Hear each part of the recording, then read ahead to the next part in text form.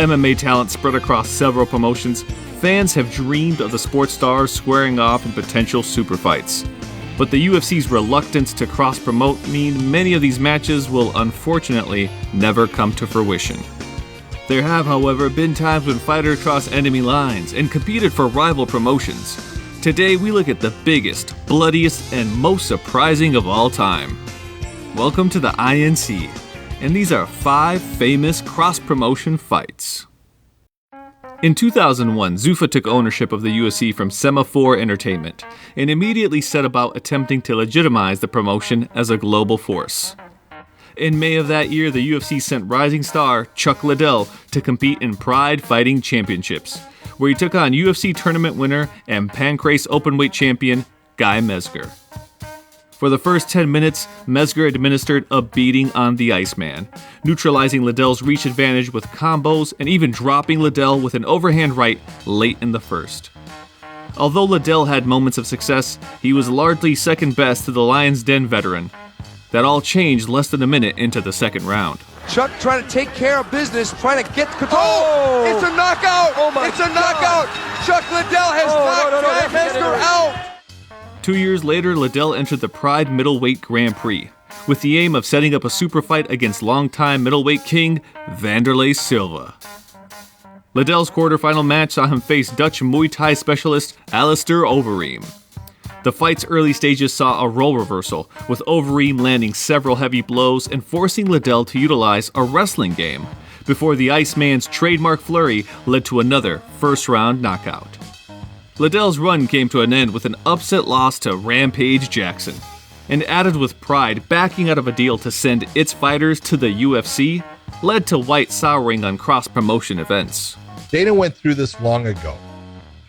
He sent fighters like Chuck Liddell to Pride because he was trying to get the sport bigger, and he was trying to do a deal with Pride to get some of the fighters from Pride to fight in the UFC, and that kind of backfired on him. And from that point, he said, I'm never doing that again. And he hasn't really. So he has showed that I know what I'm doing with this as far as you're not under contract with me. You are not fighting in the UFC. The Iceman and the Axe Murderer would eventually throw down at UFC 79, Liddell winning the Fight of the Year candidate by unanimous decision. Rampage himself was involved in one of the most controversial crossover fights.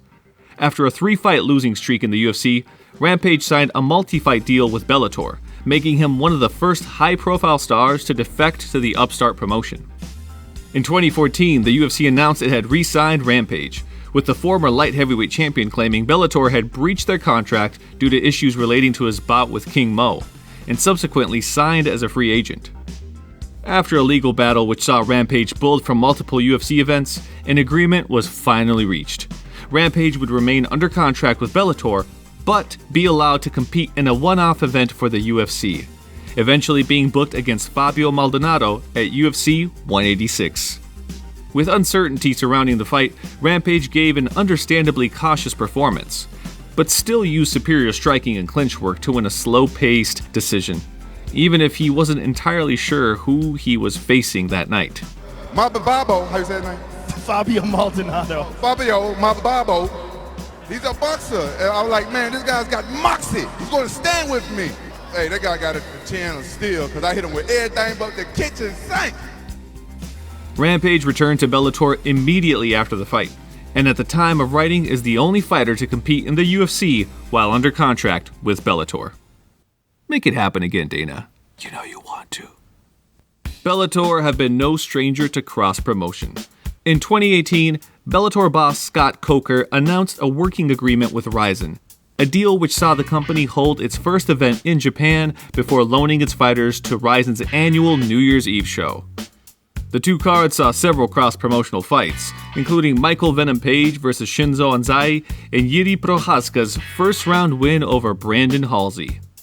The most notable, however, was Ryzen's co-main, when Kyoji Horiguchi took on Darian Caldwell for Ryzen's inaugural bantamweight title. As expected, Caldwell started the fight stronger, scoring an early takedown before threatening a Kimura on his Japanese opponent. Caldwell has been stigmatized for his ability to get subbed from top position, And after another takedown in the third round, Horiguchi added his name to that list.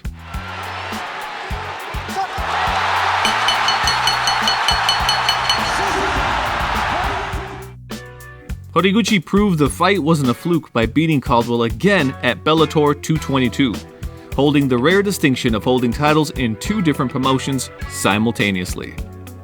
Caldwell and Horiguchi, however, wasn't the biggest cross-promotion fight to take place at Ryzen that night. But that, my friends, is for another story. Cross-promotion was much more common in the early days of MMA. With promotions operating on a smaller scale, contracts were often arranged on a fight-by-fight basis, meaning several fighters were allowed to compete overseas while still being champions in their respective promotions. A notable example of this came in 2001, when UFC heavyweight champion Randy Couture competed in a one-night tournament for the Rings promotion in Japan. Couture's quarterfinal saw him face submission specialist Tsuyoshi Kosaka, the two engaging in a back-and-forth encounter with Couture getting the judge's nod by split decision.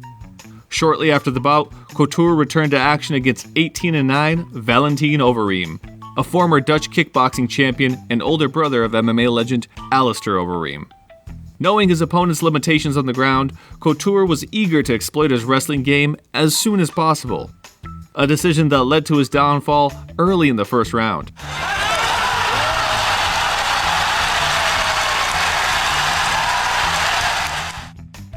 Overeem would eventually lose the final to future Pride champion Minotauro Nogueira, the Couture triumph marking the biggest win of the Dutchman's career. A similar fate befell welterweight standout Pat Miletich, who suffered losses on 3 separate occasions while still holding the UFC welterweight title, the most infamous being a submission loss to Jutaro Nakao at Super Brawl event in Hawaii.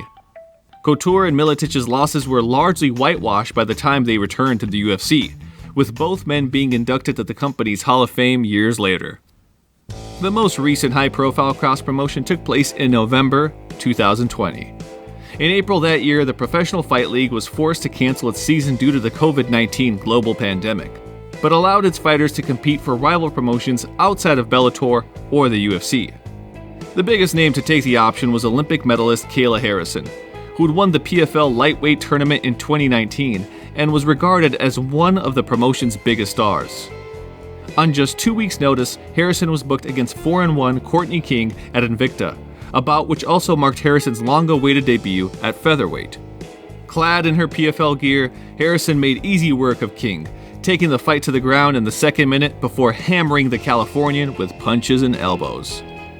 A bloodied King somehow made it into the second round, but another Harrison takedown and more ground and pound saw the referee wave off the fight, Harrison herself looking disgusted at the severity of her damage.